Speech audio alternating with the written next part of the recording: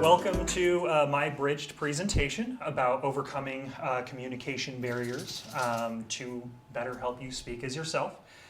Thank you everyone who was able to come by tonight or who is watching online. I greatly appreciate it. This is a clicker for the thingy so I can do the stuff. For those of you who do know me and have seen me do a presentation before, you know that my usual presentations are filled with a lot of Star Trek references featuring my co-host, Chancellor Gowron. And if you haven't seen Chancellor Gowron before, that's him. He's a Klingon. He's wonderful. He is from Kronos in the Klingon Empire. However, he couldn't be here today, so instead I asked Quark to come in and help. Oh, great. So Quark's going to be my co-host today. He'll help talk about Speak as Yourself. My goal with this presentation is to hopefully teach you as much about communication challenges as possible and to look for ways that you can help your community improve their communication skills. So, communication is the cornerstone of all interaction that we have. In everything we do, in everything we say, even the things we think.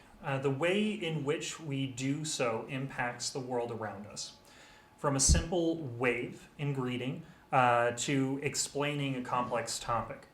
It is always what is relied on to make things work. On top of that, communication is so much more than just words. It is the way I stand.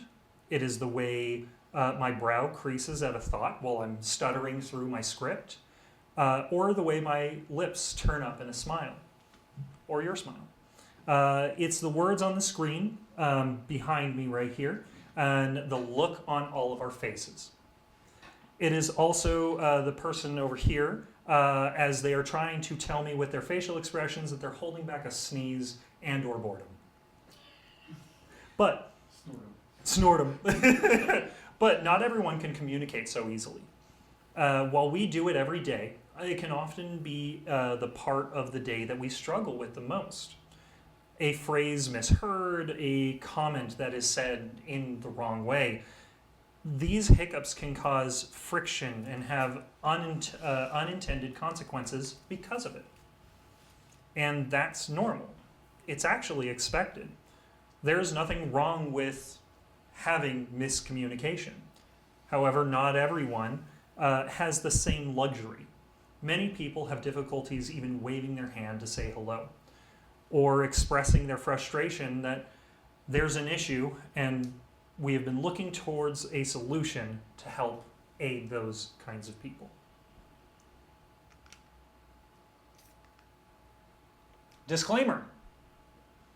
I am not a licensed speech pathologist. I am not a licensed speech therapist, a licensed psychologist. I am not even close to a licensed medical professional. I took anatomy twice because I failed it twice.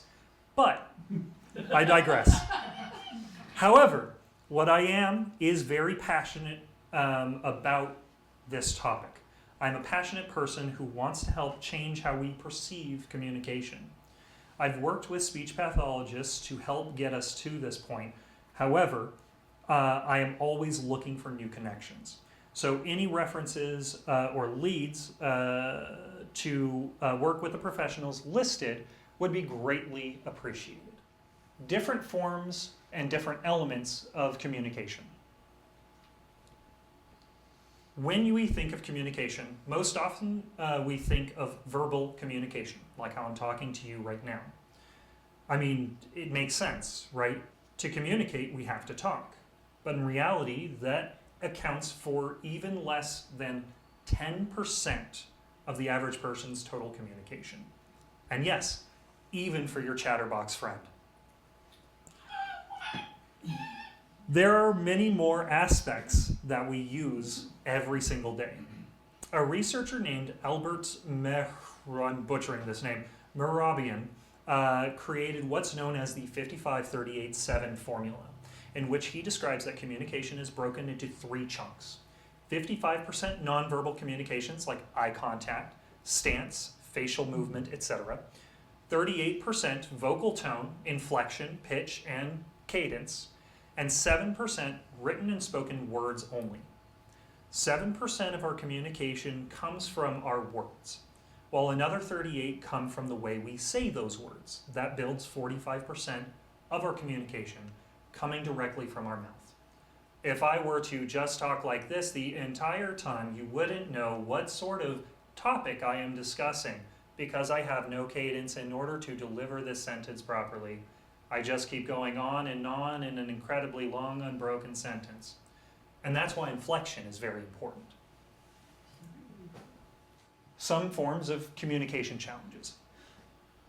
Now, this by far is not an extensive list, and this topic itself could be a 1-hour presentation. Like I said, this is abridged. But some of the types of communication challenges that are most relevant today are anxiety, PTSD, forms of memory loss, verbal shutdowns, autism, and nonverbal autism. And these last three are connected, not in just name, but more than just that. I know some of you here probably face anxiety. Anxiety that maybe you're going to fail at something, or do a job incorrectly, or someone comes a little too close to you on the road. Or maybe it could be anxiety of being judged from not making a great first impression.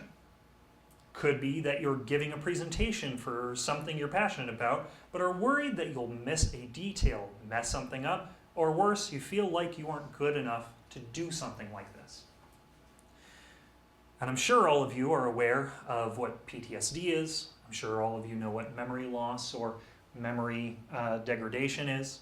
And I'm sure that most of you know what autism is, at least in a general sense.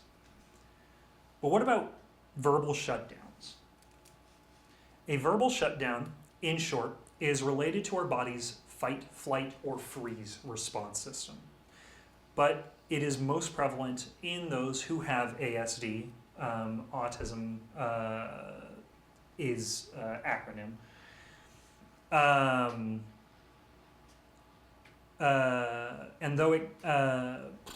And it can happen in those that are not on the spectrum as well. The individual may become unable to speak or coherently structure a sentence. They also may even become unresponsive for large moments of time, physically or emotionally or inflectively, except for it could include fully enclosing themselves in to being able to do small gestures, simple little things. Usually this response is caused by an overstimulation of some kind and can also be caused by anxiety or PTSD. None of these are mutually exclusive to their own little category. Statistics about nonverbal autism. On average, 1 in 100 children that are diagnosed with ASD, autism spectrum disorder, are nonverbal. 25 to 30% of them will remain nonverbal for their entire lives. Between 1 in 400 and 1 in 300 kids will remain nonverbal that are diagnosed with ASD for their entire life. To put that in perspective, that is 4 in 100 boys and 1 in 100 girls, or over 5 million people that have autism. Taking that chunk, breaking it down into what is given nonverbalism and what they do with that from there, comes to the frustrations that we experience with communication challenges. Not being understood, feeling overwhelmed, further encouraging shutdowns because you're not understood. Being unable to communicate, whether it's verbal or physically, can cause many frustrations. For those with autism and nonverbal autism, the challenges of feeling unheard or misunderstood are even further exasperated and can be very frustrating. Reactions may include anxiety, frustration, confusion, distress, and disarray. It may also include the feeling of being overwhelmed without the ability to properly disclose that you are feeling overwhelmed. And just like that, or just like we touched on earlier, not all communication is created equal. Not all communication is the same. Even for those that can verbally communicate, unlike me, sometimes the other side of the coin, their body language, may not be able to carry their necessary needs. It may not be readable, and as such, their facial expression, their posture, it breaks down into the shutdown. Current solutions provided. There it is. Current solutions to help those facing these challenges include having someone speak for you. And sometimes we all know how that goes. Having a whiteboard on your person, or maybe a smartphone, or carrying around cards, and pointing, gesturing, making noises. That's how I feel sometimes. And then I lose my place, which is great. Noises to indicate things in the environment, such as I want to go through the door, or I want to go outside, just pointing at that door. Or bathroom, you gesture here, or you point at it, or you scream. Or maybe you're asking for food from a specific area. Again, it all boils down to pointing or using gesture-based communication that is sometimes rudimentary. These are methods that work to a certain degree of success. Variable success with some of the methods that people have at their disposal, like having someone speak for them, cards, whiteboards, etc. But one of my favorites is VOCAs and apps like VOCA. Does anyone know what a VOCA is? Nope. Cool. VOCA is a voice output communications aid. Imagine a speak and spell, but more sophisticated and with more clear buttons that is easier to utilize. It allows for someone to communicate clearly what they're trying to get across. Is that what Hopkins used? Yes, basically, a more advanced version of that. Depending on the version, it could either look like a speak and spell or a button panel or a dedicated app on a tablet. And while it does add something additional to someone's daily needs, the functionality is incredible. Even though they have to cart something extra around, it makes a world of difference for people who need it. Going to something that isn't digital and doesn't really need batteries, I also love communication cards. This analog method cannot expire or go out of style. It's relatively easy to understand and is great for teachers and for individuals on both ends. And while they will wear down over time, these cards make a great addition to somebody's regular backpack. Anyone here text? Everyone text?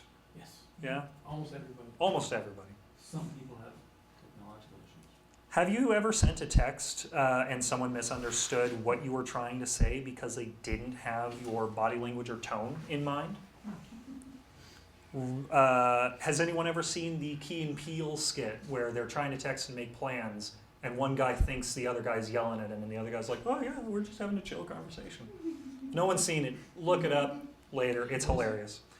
Key and Peele texting. Huh? A-E-Y? I think so. Key and Peele. Yeah, I'm not.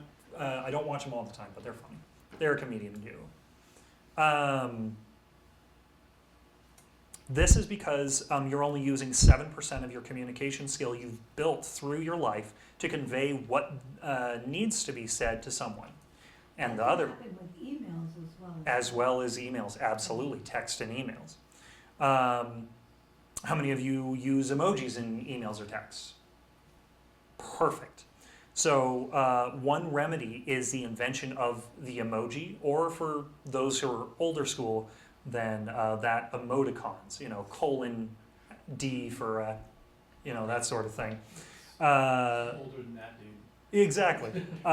Which can help people convey feeling and tone in chat messages or emails. But imagine having a world where emojis didn't exist and emoticons were never created. We'd still be writing messages like it's $16.99. While I listed some of the drawbacks here for the above methods currently available, this doesn't mean the methods are bad or not useful. However, there are more things that can be done, and I know we as a society can do better. And if I didn't list those here, some of the drawbacks for some of these methods up here can be general aggravation for an individual because you're not able to communicate. Miscommunication as a whole may create something additional to carry, like the VOCA, having that in your pocket or whatever. That's okay. I'm referencing Jim Carrey. No, I'm kidding. I'm really good at spelling, I promise. Yes. Spell check is fantastic. And he'll have the chicken sandwich with extra pickles. I don't like pickles.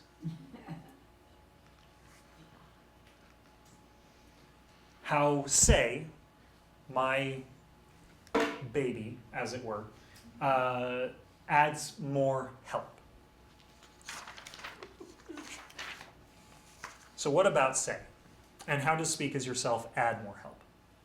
Well, our main focus is to bridge the gap with additional tools that aren't awkward to add to a daily inventory. Things like hoodies that allow for an individual to communicate with confidence and independence using only short enclosed gestures that exist within their zone. Does anyone know what your zone is? Anything you can hit somebody with? Close, but not quite. Basically, you have a box here. And when you are feeling reserved, you want to keep in that safe box. The idea of the sweatshirt, as an example, is to stay within your box, so that way you don't feel like you have to leave outside of it. Provides comfort and safety. Things like the hoodie that allow for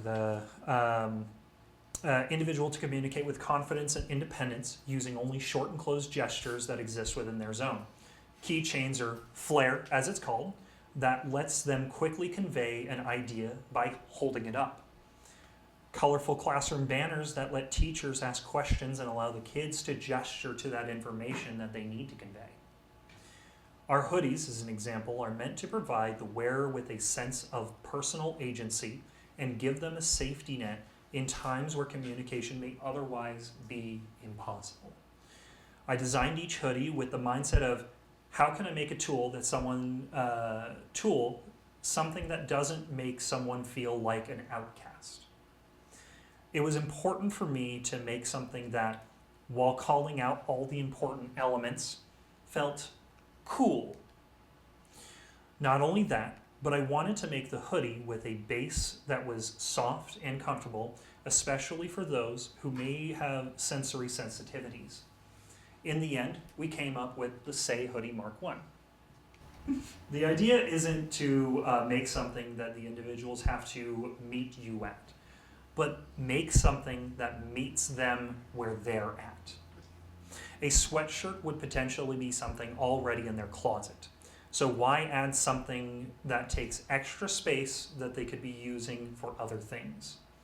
Or, with the wall banner, using consistent design language, colors, and characters that allow for easy to understand and easy to use pointing-based interface.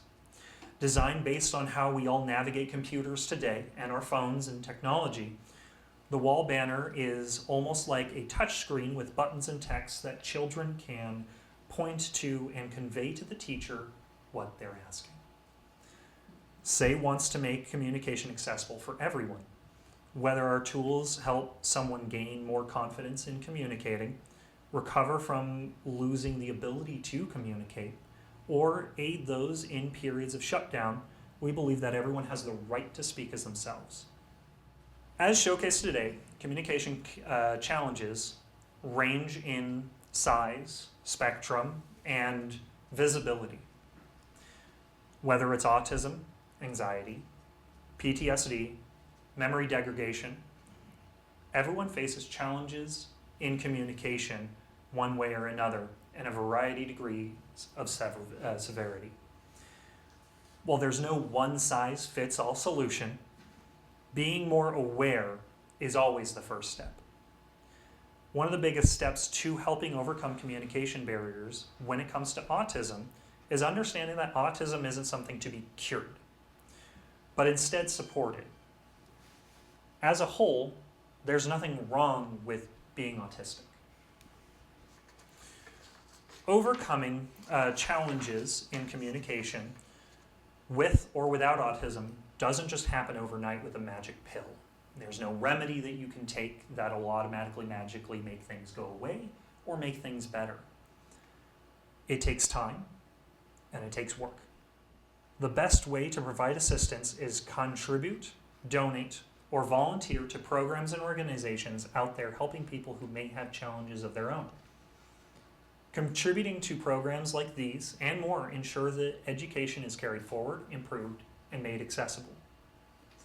Getting involved with the school district to help with SPED programs, volunteering your time at after-school programs, and donating to mental health nonprofits all help your local community become more aware of what is available. You can also help your local schools by getting communication tools into their classrooms and into their accessibility sections. These are just some of the things that you can do to help bring communication equality to the forefront. I've gone through this too fast. Future plans for me and my program called SAY. Our mission never ends. I plan on continuing to make tools for kids and adults with communication challenges. With every presentation, every event, and every order I fulfill, every person I talk to about this stuff, I always want feedback. I always appreciate feedback. And getting feedback allows me to grow as not only a person, but as someone who is a pillar in this community, who's been here for a while, who wants to continue to support the community. Every time someone gives me feedback, I learn something new. I learn how to become a better advocate. I learn how to become a better creator.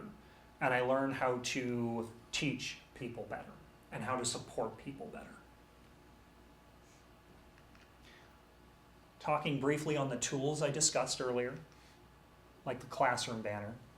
This is kind of a reference of it. Quark even sells them at Deep Space Nine, so if any of you are traveling intergalactically, you can find them out there too. The classroom banner is an example of a product born out of raw feedback. Each event I went to, I had a table runner across my booth. That goes just across the front of it. It said my little name on the front and had all the little icons similar to what you see there. And I made that so that way kids and adults could come up and go, oh, this is really cool, you know, and then they could communicate with me if they felt they, you know, had to use that tool. But then I had a lot of teachers come up and say, oh, I'd love this for my classroom. Do you make this? And I was like, no, I currently don't make it for the classroom, but I could make some adjustments. And by the second or third person, I was like, okay, so clearly there is something in demand, because there was one thing that every single one of them said to me. I don't have anything like this. I have never seen something like this. I would love to see more of this. And then we have a good conversation. It's great. And then there's our hoodies. Well, nobody will ever be as well dressed as Quark here. Like, look at that impeccable fashion sense. The brooch, beautiful. Our hoodies were born out of the need to make something better, make our system better, and fill a void that has nothing quite like this. The reason why this exists is, again, pure and raw feedback. I drew it and I was like, this is a really cool idea, maybe I'll make it someday. And someone was like, how about you make it now? I've never seen something like this. And every time I show someone, they're like, I've never seen anything like this. Whether or not they're saying that out of, wow, that's really weird looking, but I need you to know. have one. Knock the door. Exactly. Or out of genuine like, wow, this is incredible. I've had a lot of people tell me this is something that needs to exist.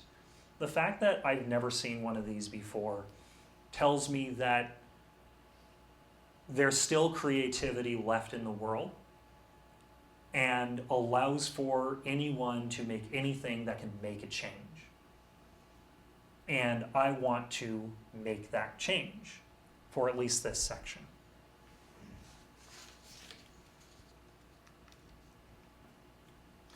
Unfortunately, like all good things, we come to an end.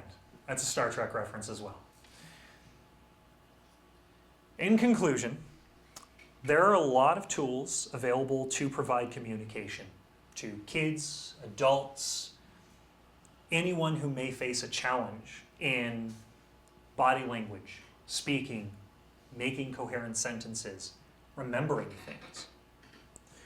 But accessibility is key. And I want to develop tools that will last a long time for those who need it, and even potentially be handed down to the next generation. Cue the Star Trek music. Anyone and everyone deserves to speak as themselves. What questions do you have for me? I would love to answer them. So, what, I was speaking first. Hold your tongue. Anyway. I'm gonna get a beating after this. Sounds great.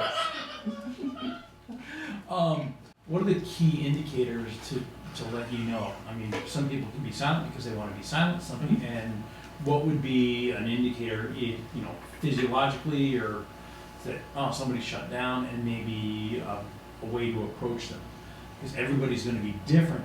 Is there 100%. anything that's going to let you know or let a person know how to approach somebody who is shut down in a way that's supportive and not threatening? Yeah, so in a not menacing way, don't approach them, as big. That sounds silly to say, but in actuality, if you feel like you're entering a space that has already become small when someone is shut down, it may be perceived as a potential threat. So one of the best ways to interact and draw the attention is, first off, start with a space, a gap, and watch the body language, the facial expressions, if visible, and listen to either breathing or, I don't know can you hear bones? When I break them, or when somebody else breaks them? No, if someone's like shaking or something, I don't know if that's a normal thing. No, Okay. I can't hear people. Okay, well anyway, listen for and watch for signs that someone is not just not talking because they don't want to, but their body language will speak a lot for it. Because in the line of communication, body language tells a lot. And the body has a very funny way of telling people, I'm in danger, I need help, and or I'm in that state. One of the biggest things to notice is look for the fight, flight, or freeze response. Are they looking like they're frozen because of their current situation? Are they staring off? Are their pupils dilated in a specific way? Are they red? Are they pale? These kind of things. Cool, thanks. Since you have Scott here as a model, can we have him demonstrate Yeah, the please. hoodie Yeah. in more detail? Have him talk to you. Please stand for the crowd, Scott. We have them in zip up and non-zip up.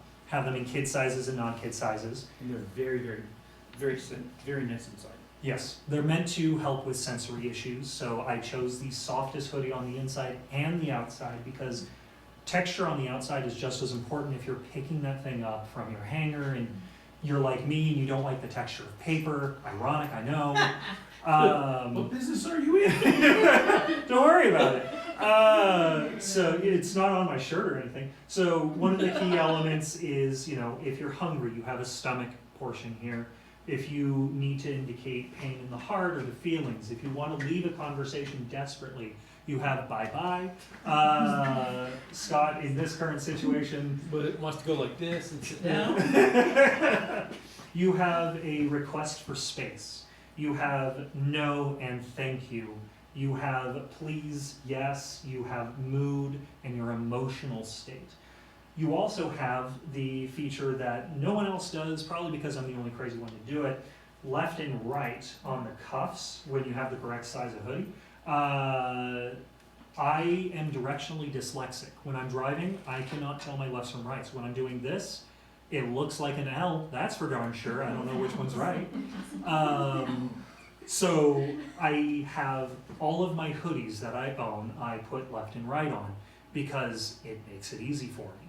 Because otherwise, if I'm not wearing a hoodie, someone has to tell me port or starboard, or I will not get it.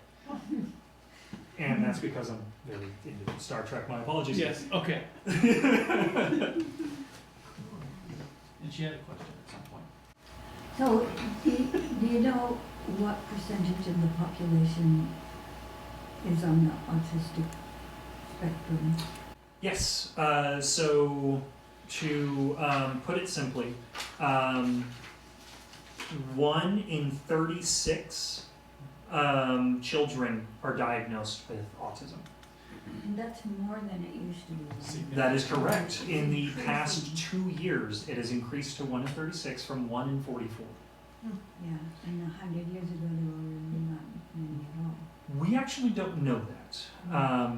The documentation is sparse, and the main reason why we don't know that is because we're developing new ways to detect and understand autism all the time. Back then, back in 100 years ago, 1,000 years ago, if you were autistic, depending on what side of the spectrum, or more specifically what part of the wheel you were on, or the sphere, as I like to look at it, you were probably thrown out with the bathwater. You were seen as lame or incapable, or you were put to death. It is one of those things where they didn't document it. They just thought you were a bad egg and put you out of your misery. So. And it's on a continuum, right? So that there are some who are very functional and some who have to be taken care of because they're very non-functional? Non-functional is not an accurate term, but I would say that your mind is in the right place of where the spectrum is. And the spectrum isn't like a bar, for example. There's a great diagram that I found that depicts it as a color wheel. And I like that model, but I perceive it as a sphere. It is not something that is, you put it on a 2D plane. It's not a one-dimensional, one-directional spectrum. It's not a 2D circle where you point and pick like a color picker. It's like a 3D sphere where you can drag and drop the point anywhere in space. And that's why it's so complicated to diagnose it, but why we're also getting better at diagnosing it as our technology improves. And why the amount of diagnoses go up.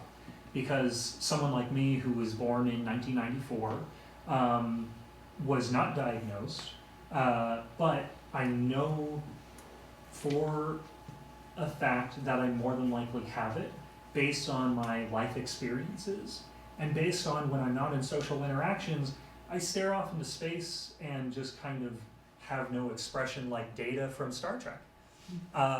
And growing up watching Data, that was actually kind of a big thing for me to watch him and go, oh, he's like me for real. So that would be something to consider is it's not just a spectrum, it is an entire globe.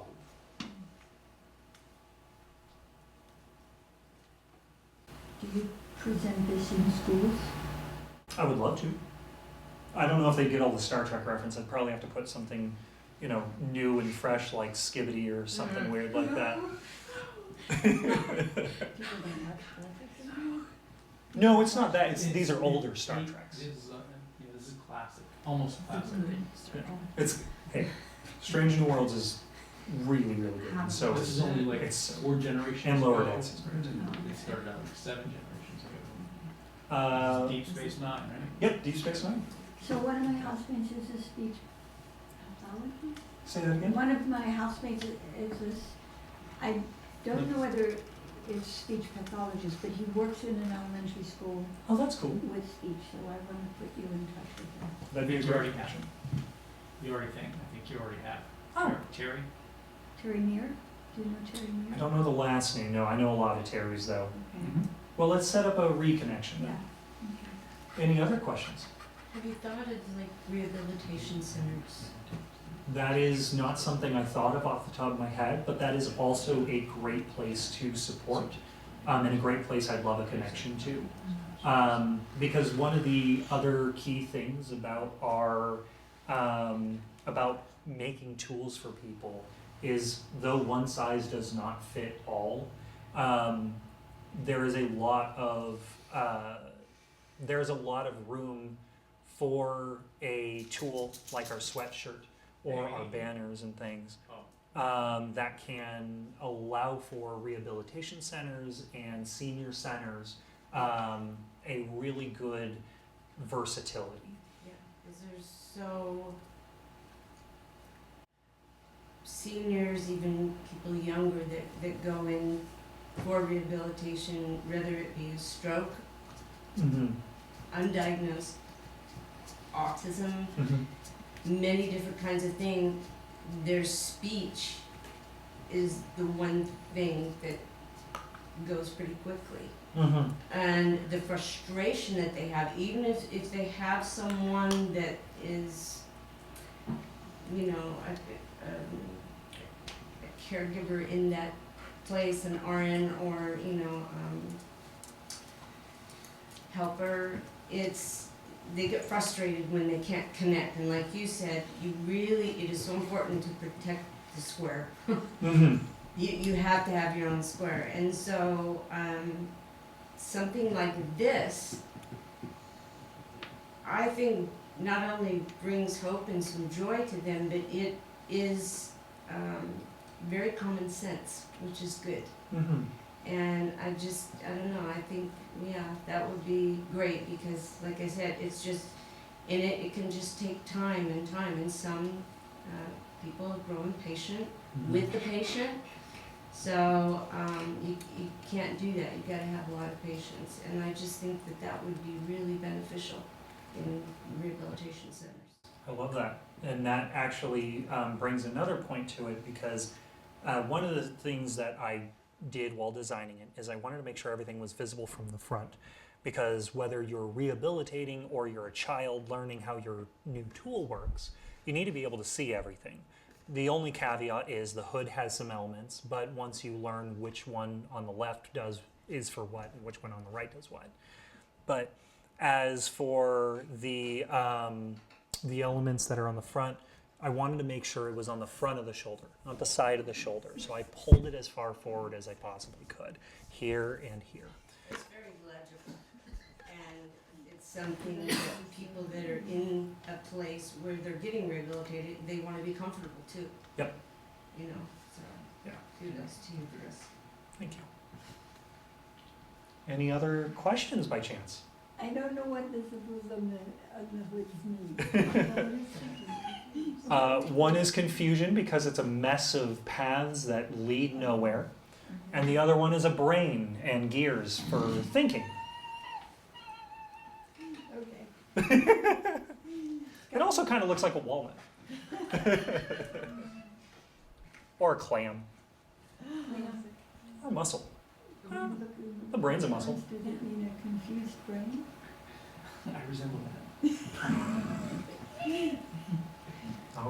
Any other questions for me?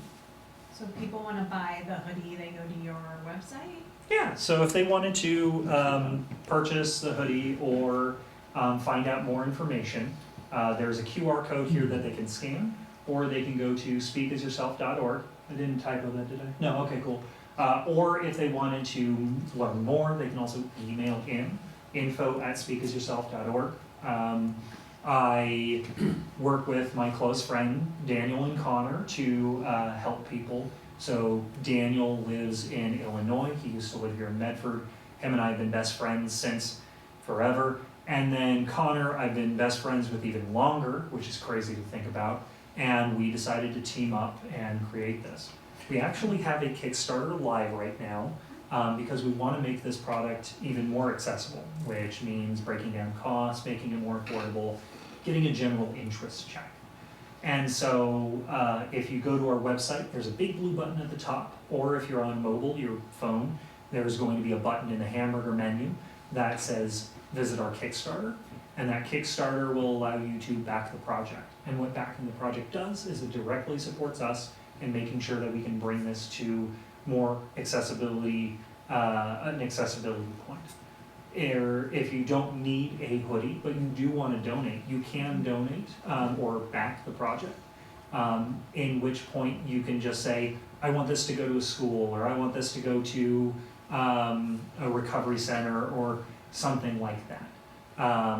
Which, if you do that, then we'll be able to say, cool, we're going to take all these hoodies that you have purchased and give them to the high school, or give them to Ashland Elementary or Walker Elementary, or whatever it may be.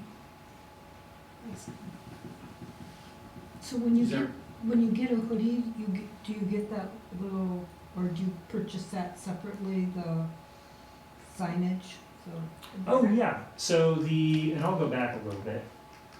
So this is a different item altogether. This is the classroom banner, so if teachers or schools specifically are like, well, we can't, afford to get like 100 hoodies, that's a lot. But we can stick a few of these in different classrooms.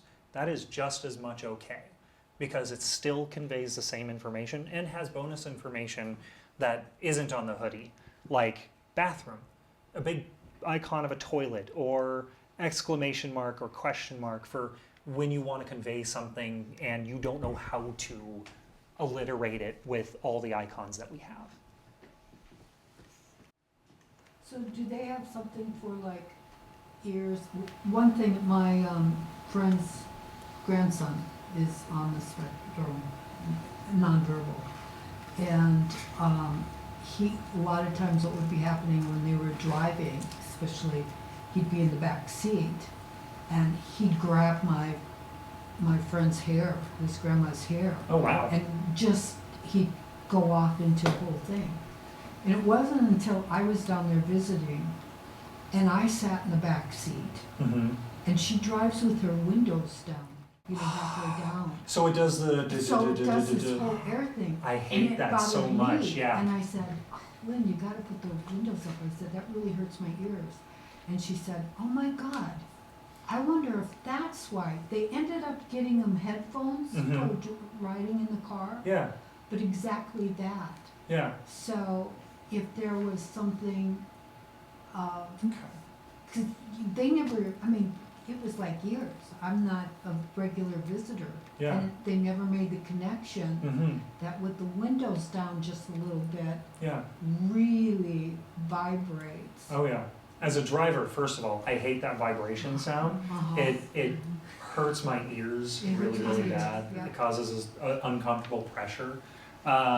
Second off, we are always looking to make tools and devices that can help people like that. So if something, or improve our existing tools. So like, for example, if someone's like, hey, we need something that talks about sound sensory, then we'd love to do that. In fact, actually, one of the, On that. where was it? Sorry. On this guy, you can kind of see it real quick, blink and you'll miss it. There is patches that I have concept for. I put this up because it's all sketch work and yada yada yada. But I have an idea to include patches that parents could buy in addition, so that way they can customize the hoodie a little bit to add new features or add new sayings or phrases or requests, or add warnings like I have a peanut allergy or a flour allergy, or I am sensitive to sounds Or or gluten. smells, or gluten, Yeah. exactly. And that's one of the main ideas is to eventually make this thing as customizable as possible, or make it as personalizable as possible, because one So size you- doesn't fit all. You don't have that right now, or you say you do on Oh, for the sound thing? if somebody wants to, personalize. Not yet, but that's part of the Kickstarter Oh, okay. in our stretch goals. So one of the things that can unlock in the stretch goals is those custom patches. We even have in there like blood type patches in case a kid or an adult is Oh, that would be incapacitated good. because they get lost and then they get hurt. The version 2 is what that is behind there. I'm sorry I keep hiding it. But the idea is we want to make our hoodies from scratch instead of buying, pre-existing pre-builts.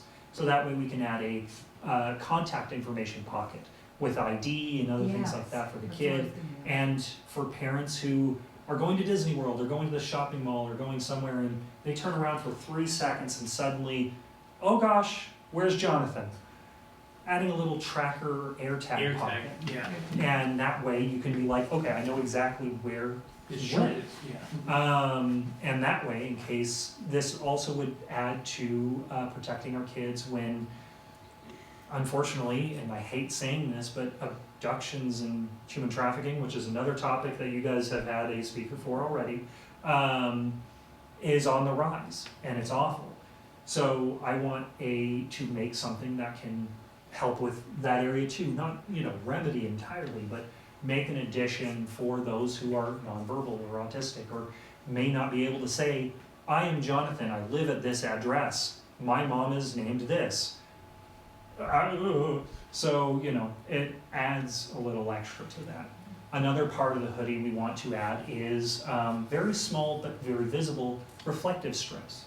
So that way in case it's nighttime or dark and the kid or the adult is walking by themselves, because they're self-sufficient to an extent, they can be seen because they shouldn't have to have a safety vest in case they want to go to the store or something.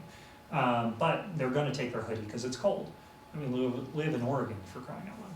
But yeah, What about summertime? Do you have t-shirts that? yeah, we're looking to make some lightweight long sleeves or some baseball tees. That'll allow for the same amount of communication. The only difficulty or challenge we face with that, because I went to Arizona and I talked about this product to people in Arizona, and oh my God, it's hot there. But one of the biggest challenges is, where do I put this? Where do I put thank you and please and no and yes? And one of my solutions, the reason why I say baseball tee is because they're slightly longer, so it'll give you a Yeah. little more playroom. But the other thing is, I want to make some simple, not too tight wristbands that can be used in the same way. So that way you have your yes and no, even if you're wearing a t-shirt that has the other communication elements. If down in Arizona, so heat's an issue, so if you have something that's like from like Sunday afternoons that has a high SPF factor, like a SPF 50 or whatever, that might be beneficial. And if you included the cooling vents in it, like if you go to the fishing stores, if you're going out on like the Bone Flats fishing, where down in Florida, where it's like 90 to 100 degrees, 90 to 100% humidity, where there's extra vents and stuff like that, that would work. And that might work in Arizona as well. There's not the humidity, but there's the intense heat. Mm-hmm. And if you're offering solar protection as well, Mm-hmm. that might be a benefit. Yeah, I love that idea. Of course, Because- it's a great idea. Yeah, it's you. I mean, Yeah, yeah. yeah, well, no, yeah. But is that a 5-minute warning or a question? Question, Yes. comment, I suppose. Temporary tattoos. Yes. They might be useful, like putting the little emotions or thank yous or whatever. I'll keep that in mind and I'll look into it because I can definitely see that being beneficial, but I can also see that being overstimulating for some, especially if they don't like things on their skin. If you lace them with CBD, What is that? never mind. It's like, What about putting the yes and thank you on the side, That could work, yeah, especially if it's right here, because I do have a lot of dead space. near the front side? Once again, I am Chris. I also go by Lefty in the art world. So if you're looking for my content, I also go by Lefty's Comics. And I'm an illustrator, designer, artist, etc. So you're looking for people who would be in the school system, where they like purchasing agents or something like that? Yeah, so for me personally, for say, I want to get connected with anyone who is in the school district, so talking directly to the district itself would be a great referral. Talking to people in recovery centers and senior centers would be great referrals. And discussing the project to kind of like family solution-like programs or the Boys and Girls Club, Kids Unlimited, places like that. Connections to those kinds of places are always good too. Cool. Thank you. Thank you. Thank you. As long as no one raises their hand, we're good to go.